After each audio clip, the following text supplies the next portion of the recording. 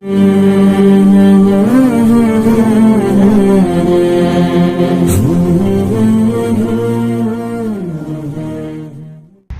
اقدس حضرت الاستاذ حضرت مولانا محمد یوسف صاحب بنوری نے ایک دن فرمایا، کراچی حرمین کا دروازہ ہے، جو کراچی آیا آسانی سے جائے گا۔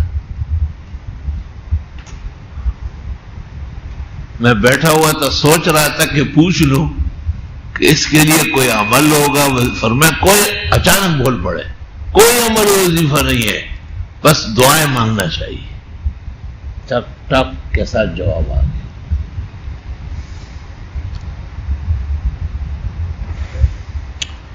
اللہ تعالیٰ کے بہت بڑے احسانات میں سے ہیں کہ دنیا میں کعبہ، مکہ، مدینہ منورہ موجود ہے۔ اگر گزشتہ کتابوں کی طرح یہ بھی محو ہو جاتے تو ہم کیا کر سکتے تھے؟ اللہ تعالیٰ کے بڑے احسانات میں سے ہے کہ ہمیشہ اہل سنت والجماعت وہاں قابض اور متسلط رہے۔ اللہ تعالیٰ کا لاکھ لاکھ شکر کرم احسان ہے کہ ہم اور آپ سب اہل سنت والجماعت، گویا حرمین جاتے ہوئے ہم اپنے گھر جاتے، پوچھو نہیں جو خوشی ہوتی ہے وہاں۔ کاش کہ مجھے اتنے پیسے ملے اور ایسا کوئی اچھا بندہ ملے جو مجھے کہا آپ کے دورے والوں کو لے جاتے ہو۔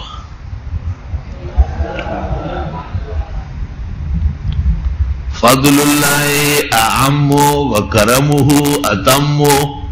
حضرت مولانا معارف السنن میں ایک جگہ لکھتے خدا کے فضل و کرم میں کیا کمی، اور تو بسیار ہے، بحر مواج ہے، ابہر ناپید ہے۔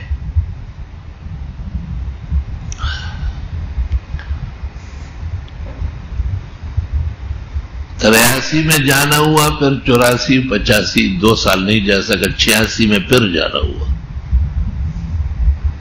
87 میں نہیں جانا ہوا، 88 میں ٹانگ ٹوٹ گئی، حادثہ ہو گیا تھا، 89 میں چلا گیا۔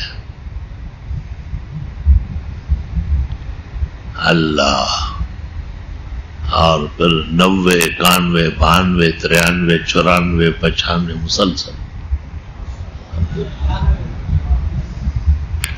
جب قبولیت ہو جاتی ہے تو مرحلے آسان ہو جاتے ہیں۔ اللہ اللہ، اللہ تعالیٰ آسانیاں اور سہولتیں پیدا فرماتے ہیں۔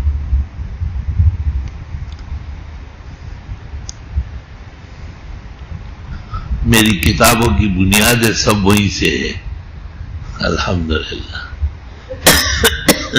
مرکز اسلام ہے، کائنات کے دور دور سے کتابیں نایاب وہاں آتی ہیں اور بہت اچھی ریٹ پر ملتی ہے۔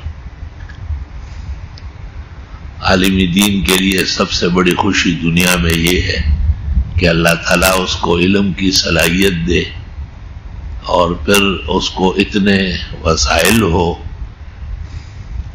کہ وہ جو کتاب خریدنا چاہے آسانی سے خرید سکے۔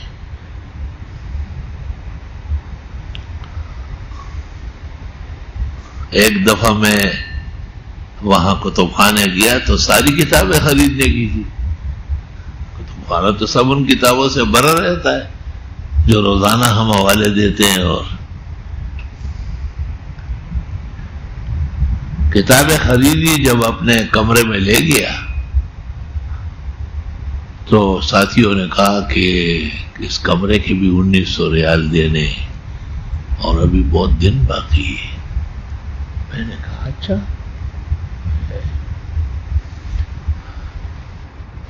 فوراً میں نے نہایا اور کپڑے بدلے، دوبارہ حرم گیا۔ انہوں نے کہا کھانا کھائے؟ میں نے کہا نہیں، کھانا نہیں کھانا۔ حرم شریف میں میں نے نیت کی کہ میں طواف کرتا رہوں گا جب تک آپ انتظام نہ فرمائیں۔ پیسے تو ختم ہو گئے۔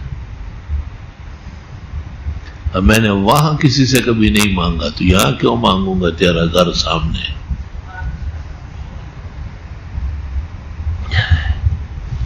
ایک طواف ہوا، 2 ہوئے، 3 ہوئے. ایک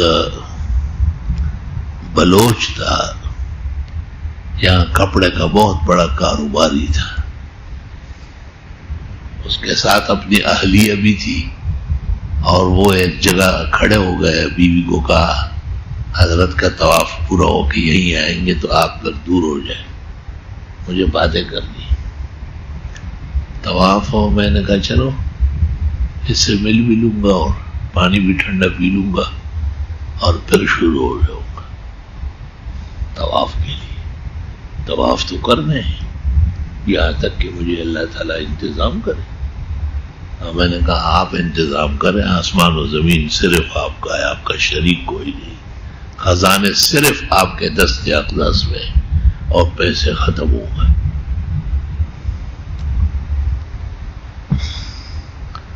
وہ بلوچ مجھے ملا، یہاں نمازی تھا ہمارا.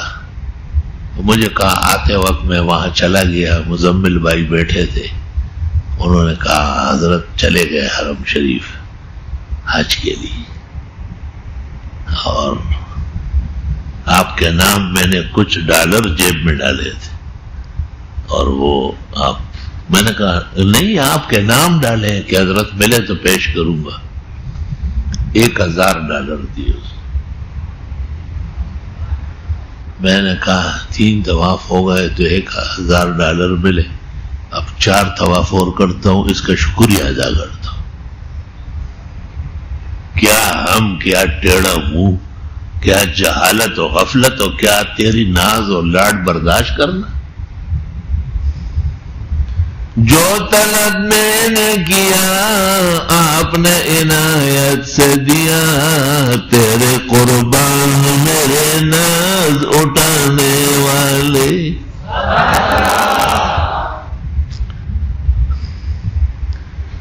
14 من کتابیں جمع ہو گئی تھی پہلی مرتبہ، 14 من. ساتھیوں نے کہا یار یہ گلشن اقبال کوئی یہاں سے 2-3 میل تھوڑا ہی ہے کہ آپ سوزکی میں ڈال کے لے جائیں گے، یہاں سے تو ہوائی جہاز کا سفر ہوگا. پھر چلا گیا طواف کرنے.